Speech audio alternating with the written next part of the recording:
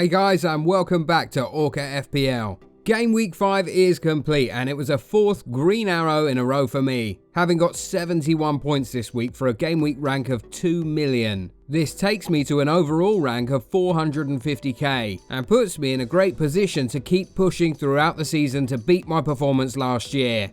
This week was a very inconsistent one for my side, with 5 players blanking and the other 6 all getting some type of return. In defence, it was rather a disappointment, with McCarthy getting just a single point, having conceded 3 goals in the 3-3 draw with Chelsea. Luckily for me, despite Southampton getting 3 goals, Walker-Peters played no part in that, and my benching of the defender didn't come back to bite me. For the second week in a row, Trent Alexander-Arnold had a rough performance and was not pushing forward in the way we would normally expect of him. I suspect that this may change against Sheffield, as they are not much of an attacking threat, with just 2 goals in 5 games this season. James Justin had a solid game in what was a tight affair between Villa and Leicester. Unfortunately, Leicester were not able to hold on and conceded to an injury time winner from Chelsea loanee Ross Barkley. Charlie Taylor was my only defender to return more than 2 points, as West Brom and Burnley played out a 0-0 draw. Despite picking up the clean sheet, he did get booked and as such returned 5 points, which is more than the rest of my defence combined. In midfield, it was a much more thrilling week, with 2 double-digit hauls. The first to get double digits was Fernandes, who both scored and assisted in the 4-1 win against Newcastle. He could have made it a brace, but unfortunately was unable to convert a penalty opportunity. The second double-digit haul was from my captain, Heung-min Son, who also picked up both a goal and an assist, picking up 26 points for me. With a slightly less standout performance, but still very solid return of 7 points, is Mohamed Salah. In the score-draw Merseyside derby, Salah scored an impressive volley after Yerry Mina's clearance landed at his feet. My fourth midfielder only picked up 3 points, but I made the right decision playing him versus one of my bench players, as they both picked up 1 point each. Up front, Mitrovic once again disappointed by smashing a penalty attempt against the crossbar, and was at fault for the penalty that gave Sheffield the win.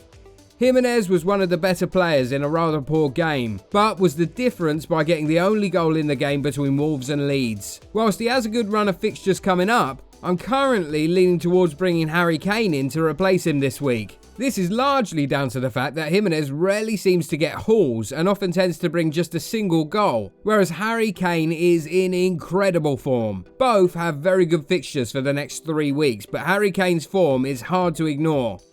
Dominic Calvert-Lewin scored in his 5th consecutive Premier League match this season, taking him up to 7 goals in 5 games. Without a doubt, he has been the best decision I made in my initial draft of this lineup, and long may this form continue.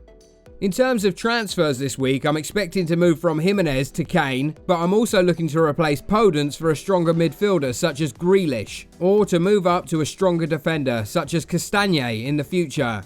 This is the lineup I'm planning on running with this week. In defence, I'm expecting a tough week. McCarthy faces up against in-form Everton. Because of this, Walker-Peters remains on the bench. I can't see a clean sheet coming from this result, but if he can hold it to a 1 or 2 goal loss, I'll be happy.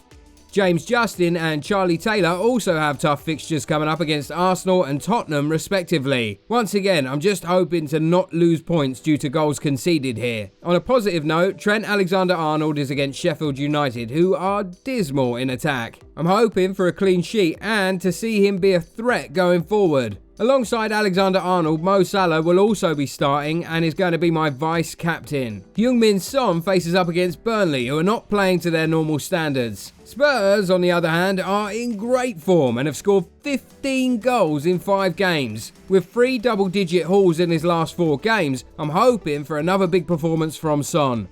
Fernandes faces Chelsea in what could be a very interesting game, as both sides are strong going forward but have troubles defensively. Hopefully Fernandes can have a strong attacking performance and potentially another double-digit haul. Daniel Podence remains in the side, but I'm not expecting much despite having a favourable fixture against Newcastle.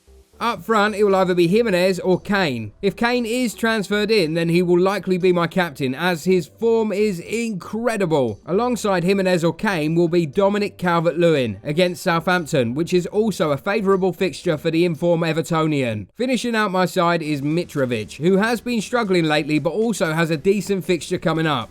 How did your Game Week 5 go? Are you bringing in any new signings this week?